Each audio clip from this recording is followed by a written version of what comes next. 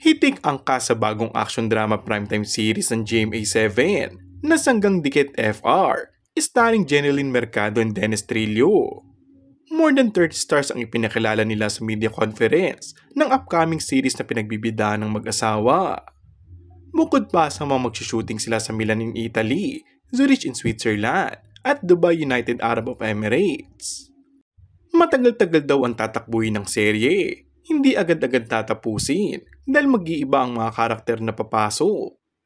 Kaya naman may ibang nakaisip na malaprobinsyano ito na paiba-iba ang mga cast, may papasok at may bagong aalis. At si Dennis na nga kaya ang totoong katapat ni Coco Martin. Makakaya kayang higitan ni Dennis ang Batang Quiapo na numero 1 na sa serye sa Pilipinas, mapa TV man at online views.